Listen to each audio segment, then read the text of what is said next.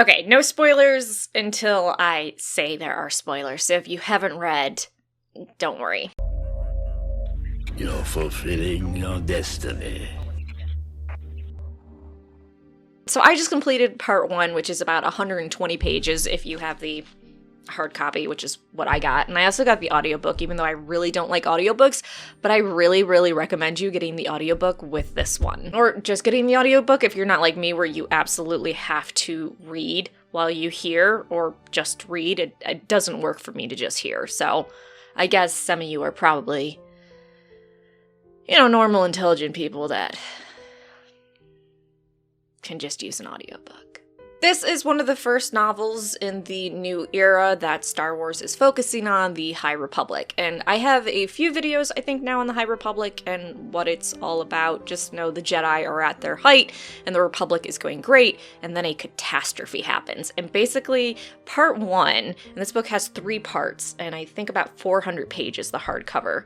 So part 1 is 120 pages, and it's just reacting to this disaster and how the Jedi are trying to mitigate it, how they're trying to go into the system that is dealing with something pretty big. At the same time, there are chapter titles. I'm not going to tell you what it means, but throughout the chapters, you see the countdown to impact, and you don't really know what it is, but once you get to the end of part 1, you're like, oh, that's what they were counting down each chapter, how much time to impact. Holy fuck.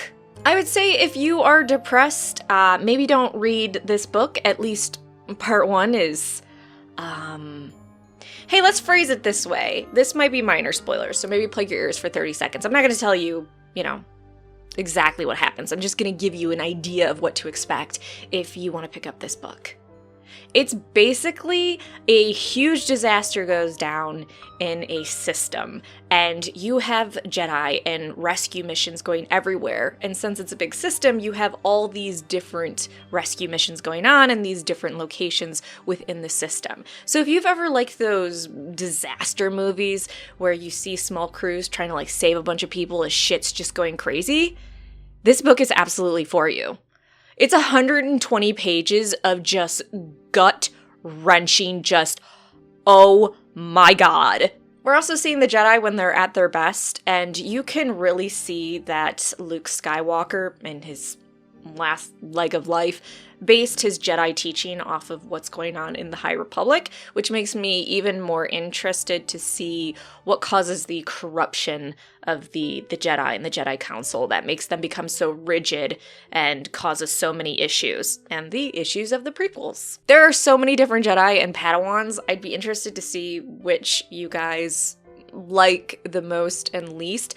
I'd say so far, I know Avar Kriss is supposed to be the big Jedi that we're all supposed to love. She's okay. She's just like a generic paladin, basically. Just fighting for the light, fighting for the good, where the other Jedi seem to have a bit more personality. I mean, they're all obviously still paladins of light, but I guess maybe their personality is developed a bit more. Not that your personality can't be just super loving peace. I'm super powerful and talented. That sort of stuff's a little boring, Loden Greatstorm and his Padawan, Bell, I knew I was going to love them, and I am not disappointed. I absolutely love any chapters dealing with them. I think there are only 18 or 19 chapters in part 1. Wait, let me check. Okay, it's 18. There's 18 chapters. The chapters are also kind of short, not gonna lie. I don't know if that is something that bothers you. It doesn't bother me having short chapters. If you're one of those people where you're like, I just do 1 chapter a night, you might have to up this to 2 or maybe 3 chapters just to get your reading in. Okay, I'm gonna talk spoilers now about part 1, so I would definitely just GTFO if you haven't read this book. Please read it, at least the first part. I can't vouch for part 2 or 3.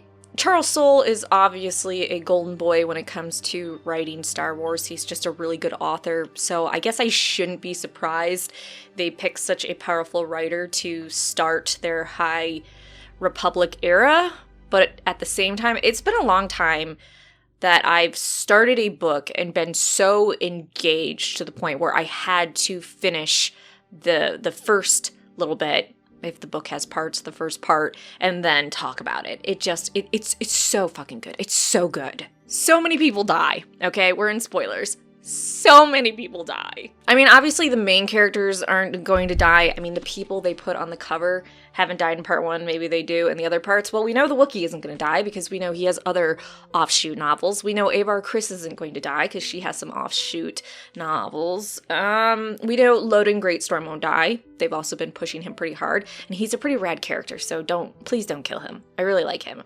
And then I think this is Elzar, which... I just want to throw this out there, and this is very crude. You can't tell me Avar and him haven't fucked. I'm not saying a man and a woman can't be friends, but she's friends with a bunch of other Jedi. Her relationship with him, they fucked. They have just, like, fucking pounded it. And before you say Jedi can't fuck, Jedi can fuck. They just can't have commitments. And maybe it's a little bit different during this time. Get right. The Death and Devastation, I tell you what, getting through, I think... the first couple chapters, and I'd have to go back, but it feels like at times, every other chapter, people die. There's a mission, and it's either partially successful or not successful at all, and people just die. And we're not talking, I mean, sometimes it is a couple people, sometimes it is a couple hundred. This is billions. Like, this is a system-wide catastrophe. Oh, and if you're wondering what it is, I think I did cover this in another video, what it was going to be.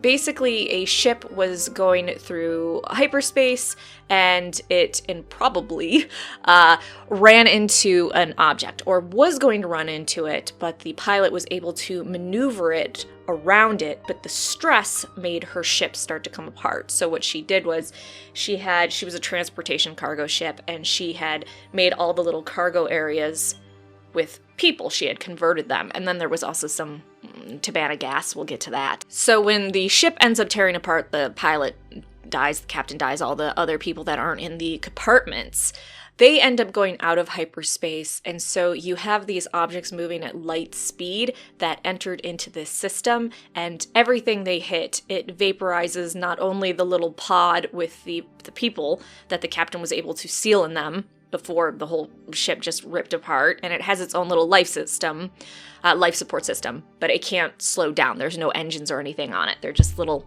containing pods. Anything they hit, not only does it instantly vaporize the pod, but it also vaporizes, or the compartment, whatever you want to call it, it also vaporizes anything it hits. So these things, the debris, everything is shooting out of hyperspace. They're going light speed or a little bit below, and they are just devastating the system. And the Jedi come, and they are trying their hardest to rescue as many people before everything is just obliterated. The kicker of what ends up happening is there's some Tabana gas in a compartment, and it's heading right for the sun, and if it hits the sun, it will cause such an explosion that it will destroy all life in the system. So the Jedi all work together. That was so fucking cool. Them all pulling their power together to use the Force to move this compartment, moving at near light speed through space, shifting it enough, sorry, I hit my mic, to get past the sun. And, spoilers, I guess we are in spoilers, a lot of Jedi die while this is happening.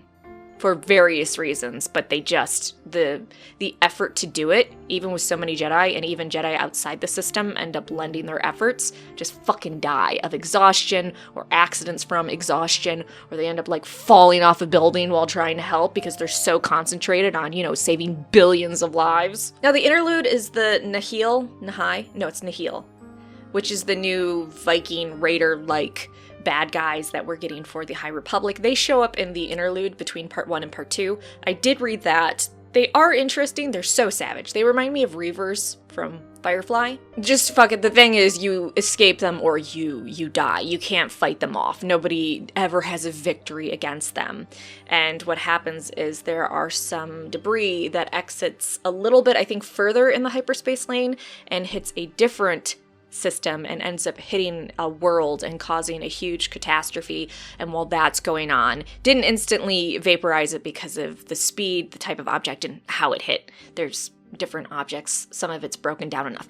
Anyways, the Vikings come, the Nihil, they end up raiding and just raining down destruction and death. And we're left with a pretty pessimistic line of, this was the first case of an emergence. So we're going to be seeing these guys a lot more, which we already knew. I gotta say, I know I'm a fucking pussy. I did tear up quite a bit. I did cry when certain people die, like Captain Bright. That was just absolutely horrible. You thought he was going to make it, and then you know the trope, so I was like, okay, he's probably going to die, so I was bracing myself. And then when you saw that he was almost out, you're like, oh, okay. And then it's like, all right, well, fuck. I don't know if this bothers you. I know, like, lately anybody talking about social justice or anything is a lot of people's triggers. I don't think they're doing a social justice warrior thing, but they're definitely trying to push, at least this is what I'm getting from it, that the time of the High Republic, they're really trying to bring the different alien species together. So the saying of the Chancellor, which, by the way, I really love her, and if you've seen any of the cover art, she looks like an absolute bamf. Her whole message is she keeps trying to tell everyone we're all the Republic. And so you see all these different alien species working together and them saying to each other as they're getting through this, hey, we're all the Republic. I was gonna say they seem to be getting along with other alien species better than we get along with our own species, just because they have different color skin or hair or eyes or whatever the fuck, music taste, I don't know. Whatever fucking humans discriminate against. They don't like how you talk, your accent, you have a freckle on some part of your body. It's just, humans are humans. So the fact that they're so successful in getting all these different alien species to work together is, heck yeah. And I like seeing the tension and the growth. Also, you can tell, I know, remember how there was like such a huge thing with droids and slavery, and then we see in the sequel trilogy that, oh, droids are starting to get rights. Well, we saw that a little bit in Solo. You can definitely see in the High Republic, they have no regard for droids. It's, you know, if we're gonna pick someone to die, it's gonna be you. Fuck you. This is such a weird video. I don't think I've ever made a video where I just talk about part 1 of a book before I've read the rest of it. It's just, this is how good this book is, seriously. If you want a comparison, it's not as good as, well, I would say it's on par so far with Dark Disciple. Please don't shoot me. And Bloodlines. I know that, I shouldn't have said that, oh shit. Remember, if you don't like anything I ever say, as many people tell me on this channel, who cares what a woman has to say about Star Wars? See?